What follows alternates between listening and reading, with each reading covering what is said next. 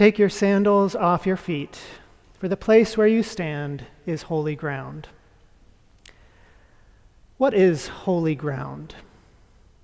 Are some places on the earth more holy than other places? Is the land around the bush on Mount Horeb truly more holy than the land around other bushes? The people in the ancient church worshipped on mountains and in groves of trees. Are those places more holy than other parts of nature?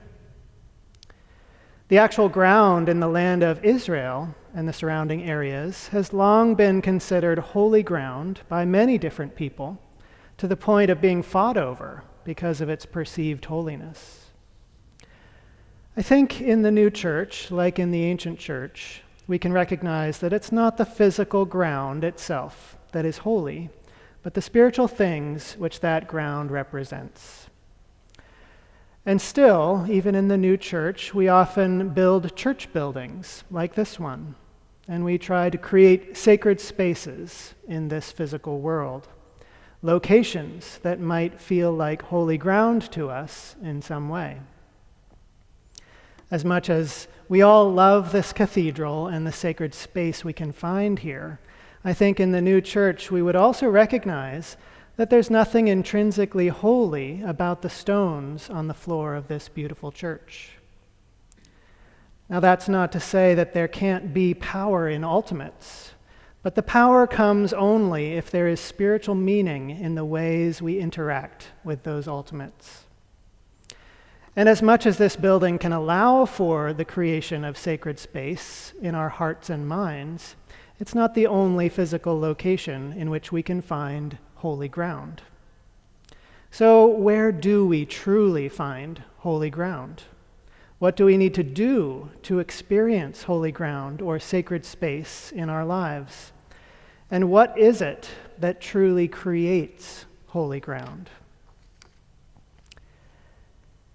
In our story today about Moses, it appears that the holy ground is created by the presence of the burning bush, which somehow contained or channeled the presence of God. The writings for the new church teach us that the burning bush is a symbol for the Lord's divine love and wisdom. The leaves of the bush are like the many truths we can find in the Word, much like the leaves on the tree of life. And the fire within is a symbol for the warmth of the Lord's love, which shines through those truths. The Lord's love is a spiritual fire that warms and enlightens, but does not destroy or consume. And as the voice of God from the burning bush said to Moses, this created holy ground. Wherever we find the Lord's love and wisdom, we find holy ground. As it says in the book Secrets of Heaven, holy ground symbolizes holiness emanating from the Lord. A state marked by the holiness emanating from the Lord's divine humanity is therefore what is meant by these words. And that is not limited to physical spaces.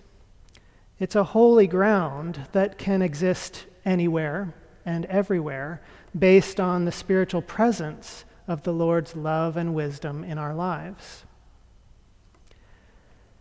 These days, it seems that the modern vernacular of the younger generations doesn't tend to use the word holy as much, but I've found that young people these days tend to use the word wholesome to describe something good, something connected to love and wisdom. And etymologically, that is actually where the word holy comes from. So we could also use the term wholesome ground.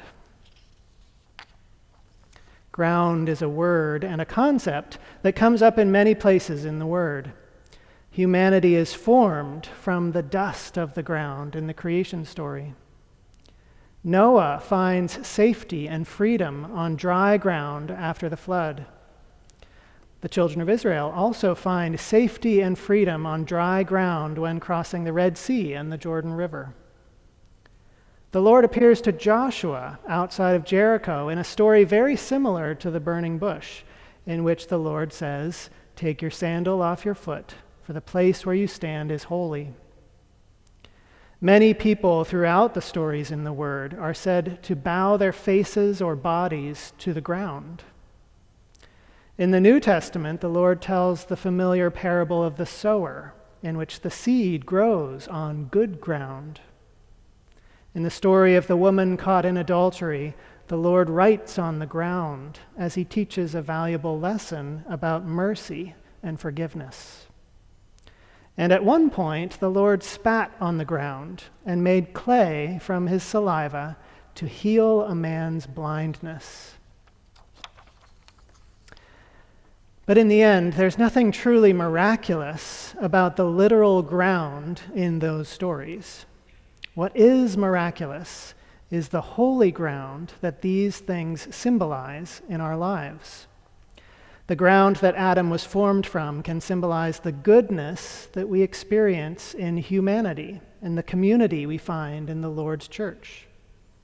As it says in Secrets of Heaven, wherever it appears in the Word, ground symbolizes the church or some aspect of the church. And this is the origin of the human's name, Adam, which means ground. The meaning of soil or the ground is goodness. The reason why the ground stands for goodness is that a church which abides in goodness is meant by the ground, and that is why Adam was said to be formed from the ground. And so it is in the other stories in the Word. We find ourselves on holy ground when we experience spiritual safety and freedom, like Noah and the children of Israel found on dry ground. We find ourselves on holy ground when we're fighting our bad habits, like Joshua preparing to conquer Jericho. We find ourselves on holy ground when we practice humility, like the many people bowing their faces to the ground. We find ourselves on holy ground when we are engaged in spiritual growth, becoming better versions of ourselves, like the seed growing on good ground in the parable of the sower. We find ourselves on holy ground when we practice mercy, compassion, and forgiveness, like the Lord modeled in the story of the woman caught in adultery. And we find ourselves on holy ground when the Lord helps us to see things in new ways, and we experience enlightenment, spiritual healing, and rebirth, like the man who was blind and was then healed. All of that holy ground is always accessible to us, no matter where we go in life. But as much as the Lord's love and wisdom truly do exist everywhere, in all space and time, we may not always feel grounded in that love and wisdom. And that is because there are things we need to do or change about ourselves in order to truly tread on that holy ground. And so the Lord told Moses to remove his shoes. As we heard in our readings, shoes are a symbol for the lowest level of our minds that think primarily from our five senses, or our sense impressions. Now, of course, our five senses are a gift from the Lord, something that allows us to get around in this world, much like shoes allow us to get around in this world. They help us to interact with the world in a way that feels supportive and comfortable, like a comfortable pair of shoes. So shoes can have a positive correspondence, but they can also have a negative correspondence. As it says in Secrets of Heaven, a shoe's symbolism depends on the topic at hand. When mentioned in connection with something good, it is taken in a positive sense. When mentioned in connection with something bad, it is taken in a negative sense. The challenge with our five senses is that they can sometimes prevent us from truly connecting with the spiritual world, which is an aspect of our reality beyond the reach of our five senses. And in the same sense, our five senses can also prevent us from truly connecting with the Lord. And so we need to spiritually remove our shoes, our patterns of thinking based on our five senses, before we can truly be grounded in the Lord's love and wisdom and stand on holy ground. For example, as we look ahead to the Christmas season, very soon we will be celebrating the blessing of the fact that the Lord miraculously took on a physical human body to be present with us in this natural world. The disciples and many other people benefited from a connection with that physical presence. But the Lord's presence in our lives today is not dependent on only that physical presence. In fact, in some ways, we can at times think too materialistically about who the Lord is. We might sometimes wonder what Jesus looked like, what color skin he had, what color hair or eyes he had, or how tall he was. And there might be ways in which thinking about those things can usefully remind us of the humanity of our Creator. But there are also ways in which thinking about those things can prevent us from truly standing on holy ground. Because the God of the universe is so much more than the body of one Middle Eastern Jewish man. The God of the universe is the divine human who is divine love and wisdom in all its forms. As it says in Secrets of Heaven, when the Lord appears to people, he does so in a way suited to the kind of people they are. For a person cannot receive the divine in any other way than that which is suited to the kind of person they are. And therefore also, when the Lord appeared on Mount Sinai, he appeared to the people as a fire burning even to the heart of heaven. He would have appeared in an altogether different way if the people below the mountain who beheld him had not been the kind of people they were. And further, in the book Divine Love and Wisdom, if we stay engaged with time and space and do not raise our minds above them, there is no way we can grasp anything spiritual and divine. We entangle such matters in concepts drawn from space and time, and to the extent that we do, the light of our discernment becomes merely earthly. When we use this light to think logically about spiritual and divine matters, it is like using the dark of night to figure out things that can be seen only in the light of day. Materialism comes from this kind of thinking. And also in the book True Christianity, think about God in terms of essence, and from this, think about person. Thinking in terms of person about essence means thinking materially about essence too. But thinking about person in terms of essence means thinking spiritually also about person. And so we are encouraged to remove our shoes in order to truly stand on holy ground. And this is not only something we can do in our relationship with the Lord, but also our relationships with other people. We often use the phrase, "Don't judge a book by its cover," as a way of reminding ourselves to spiritually take off our shoes when we're interacting with another person, to look deeper than just what our five senses can tell us about that person. As it says in 1 Samuel, the Lord does not see as people see, for people look at the outward appearance, but the Lord looks at the heart.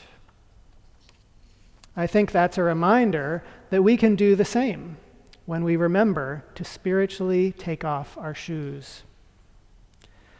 Sometimes we can get distracted by the different ways people look or dress or speak or write or behave, and we can miss the chance to truly understand how they think and feel. Removing our shoes allows us to reach past our differences and find the common ground that I think is part of what creates holy ground. In order to truly get to know another person, in order to walk a mile in their shoes, as the saying goes, we have to first remove our own shoes, or step out of the limitations of our own natural ways of thinking. Spiritually, removing our shoes can not only help our relationships with the Lord and other people, but it can also help our own spiritual growth. It's useful to think about the symbolism of taking off our shoes. What happens to us when we take off our shoes? We become more vulnerable, for better or worse. We have to be more careful in the ways we walk through the world. And we become more sensitive to our surroundings. We become more grounded and connected. It allows ourselves to wash ourselves and make ourselves clean and address any of the wounds that we may need to address in our lives. It may even help us to relax, both physically and spiritually, to take off our shoes, finding the holy ground of peace and connection. Taking off our shoes can be easier or harder depending on the type of shoes we are wearing. Sandals, slippers, and Crocs might be easy to slip off, just as it may have become easy for us to look past a person's physical appearance to the person they are on the inside, especially with a good friend. Or it may be easy for us to know that the Lord is present even when we can't see him with our physical eyes. But there are other shoes that are harder or take longer to take off, such as work boots or ice skates or laced-up ballet slippers. It might take time and effort to remove those shoes. And so there can also be ways that we think materialistically that can be harder to remove from our thinking. There have been times in my life when I've struggled in my relationship with a loved one because I've been thinking too much from appearances and not enough from the deeper ways that both I and that other person are thinking and feeling. Sometimes it might even take someone else, like a counselor or a therapist, to help us undo the many laces of our spiritual shoes, one by one. This may be part of the sacred space that was created when the Lord washed his disciples' feet. In order to connect in that meaningful way, the Lord and the disciples had to mutually consent to the removal of their shoes. And similarly, in our relationships with other people, we can try to help each other with mutual consent in the removal of our spiritual shoes, which brings us onto the holy ground of the church. As it says in Secrets of Heaven, feet washing was an act of charity, meaning that one ought not to dwell on the evils of another person. It was also an act of humility, meaning the cleansing of another from evils like filth from the body. We can imagine that after the Lord spoke with Moses at the burning bush, Moses probably put his shoes back on in order to return to his life in the world. And as long as we are in this physical world, we too will always need to put our shoes back on and walk through the world wearing our five senses and the thinking that comes from that. We might also at times need to put on new shoes when our old shoes have worn out and we come to understand things in a new way. But I think the Lord's invitation always stands that when we can remember to remove our shoes, to step out of our sensory impressions and natural ways of thinking, that we will find ourselves, wherever we go, standing on holy ground. Whenever we take a stand for love, compassion, forgiveness, humility, respect, and usefulness, then the place where we stand is holy ground. Amen.